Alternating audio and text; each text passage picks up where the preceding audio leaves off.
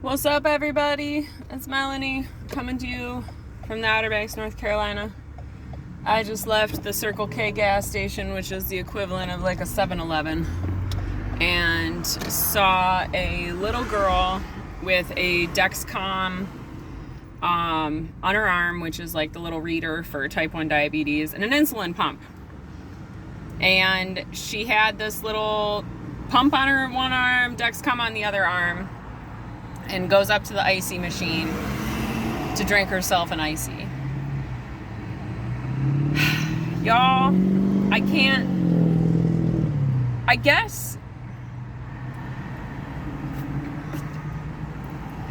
put into words how frustrated I am as a parent of a type 1 diabetic kid, because I know the after effects of what that icy is going to do to her blood sugar levels.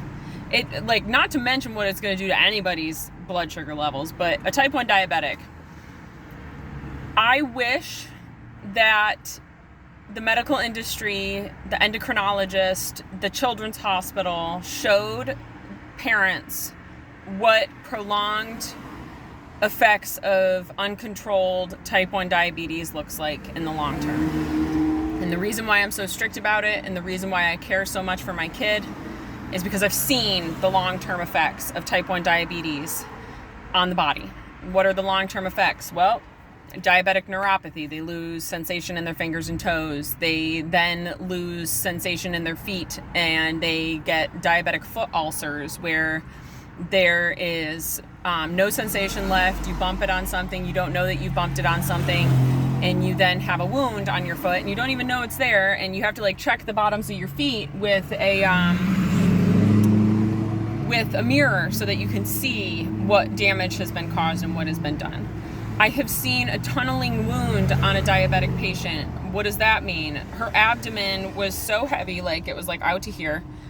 There was a wound that went in one side, out the other, and we had to floss that wound with gauze every day to debride it and get out the infection, and then put ointment in it so that it could heal from the inside out and pack it.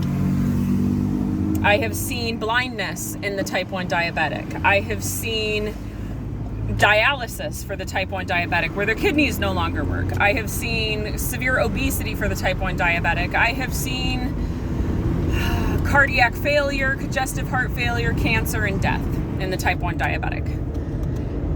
And that was in ICU, that was in hospice.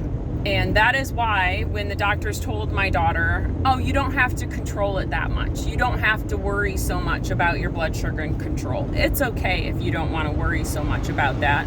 I said, you don't listen to them. Do not listen to them. You control your blood sugar. She is 95 to 100% in range all of the time. And that is because we need to protect her organs to the best of our ability.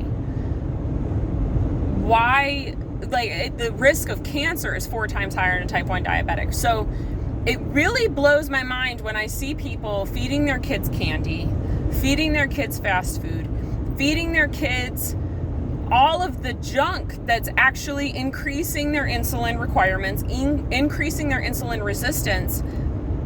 And the doctors are going along with it. In my mind, it's because the more insulin they push, the more money the doctors make. They're just bought and paid for by the pharmaceutical industry. No, your kid cannot be normal if you want your kid to live a long and healthy and prosperous life. And I guess that's not what the establishment wants. The establishment doesn't want us living long, healthy, and prosperous lives, because if the establishment wanted us to live long, healthy, and prosperous lives, this knowledge would be at the forefront of everything. We wouldn't be injecting 72 different jabs into kids by the time that they're 5 years old. We wouldn't be shoving medication in our kids' faces for every small problem instead of actually evaluating the diet and nutrition that they are consuming. It makes me so sad, and it hurts my heart, because if the doctors showed this information to the parents in the very beginning, if they showed this information to the parents, this is the outcome. This is what you have to look forward to if you choose not to control your kids' blood sugar levels. If that was what was shown to the parents, they would make different choices. If they were taught how to make different choices, they would.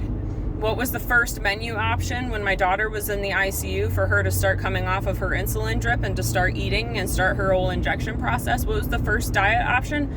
Chicken nuggets and French fries. Y'all, that would have elevated her blood sugar for 3 days. Not to mention, we don't eat meat. Second option, pasta and marinara sauce. Once again, that would have elevated her blood sugars for 3 days. How do we know this? Because we've tried it. So we have tried different foods. We have tried different things. And when she couldn't keep her blood sugars under control and we had to push way more insulin and do way more interventions by eating those foods, and now by eating whole foods, plant-based, low carbohydrate intake that is not fruit-based, so we don't eat oats, we're gonna hold on to our hats here, don't eat oats, we don't eat pastas, we don't eat processed foods, we don't eat cereals, we don't eat any of those things, no breads. When we stick to that lifestyle and that diet, and then we do intermittent, meaning not all of the time, but certain weeks on, certain weeks off of oregano oil, and we do different herbs for healing, she has cut her insulin requirements in half, and there are meals that she doesn't take any insulin at all. Oh, low nuts, like we can't have huge amounts of protein because that elevates her insulin needs. We've cut her insulin requirements by half, and some meals she doesn't require any insulin. There is a different way. Yeah, it's hard. Yeah, it's not the most fun when we're eating, but those foods are addictive on purpose.